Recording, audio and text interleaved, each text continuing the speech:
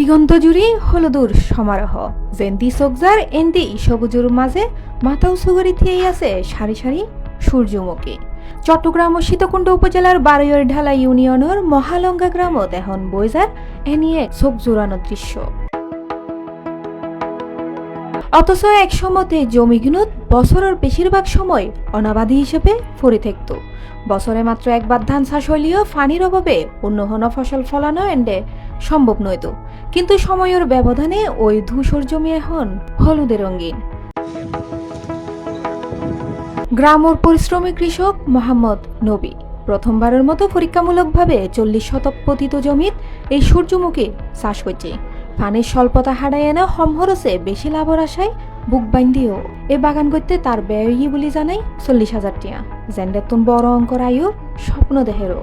গরিবের পরে জমি তো খালি থাকে, এখন খালি থাকার পরে এই যে জমির ভিতরে মনে করেন এই নতুন ভাবে সূর্যমুখী লাগাচ্ছি, এখন খুব ভালো আল্লাহ দিলে। এখন আগামীতেও গরিবের চিন্তাধারা আছে, এরকম যদিও আরো বহুত বাড়াইরা গরমা আগামী দিনে আশা আছে।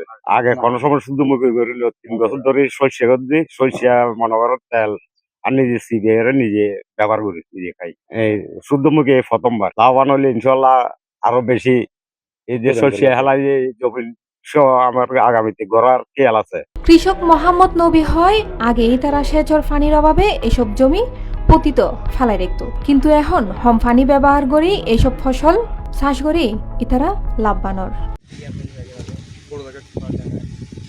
শুধু ফসলই সীমাবদ্ধ নাই, এ মাঠ 2 চোখ জোড়ানো এই সৌন্দর্য উপভোগ করতে প্রত্যেকদিন বিয়েলে ভিড় জমার শত শত সৌন্দর্য পিপাসু দর্শনার্থী হলো।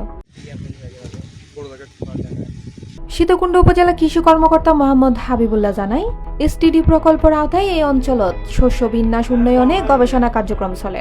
এর মাধ্যমে এক ফসলি জমিরে ধাপে ধাপে দ্বিফসলি জমিত রূপান্তরের লক্ষ্যে মহালঙ্গা এলাকাত এই উন্নত শস্য বিন্যাস বাস্তবায়ন করার।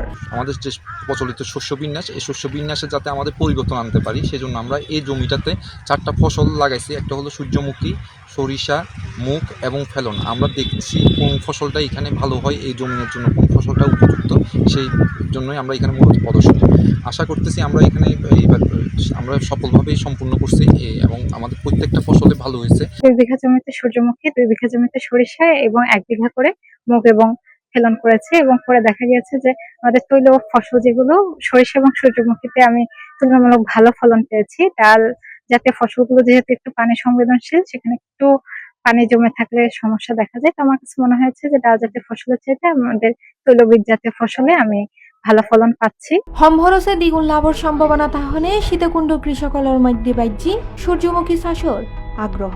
আধুনিক কৃষি প্রযুক্তি ছোঁয়াই সীতাকুণ্ডর প্রত্যেক পতিত জমিত এল্লেগরি ফসল ভরি উঠিব এহেনি প্রত্যাশা স্থানীয় কৃষি বিভাগের। এই প্রথমবার শ্বাস করিয়ে সূর্যমুখী শ্বাস অসম্ভব সফলতা অর্জন করছি। এইখানের পিছনে একমাত্র চাবি কাটি আছিল দি উপজেলা কৃষি অফিসারের। উপজেলা কৃষি অফিসারের সুপরামর্শে এটা 40 শতক জায়গা নিয়ে প্রথমবারের মতো এই সূর্যমুখী শ্বাস করি সফল হই।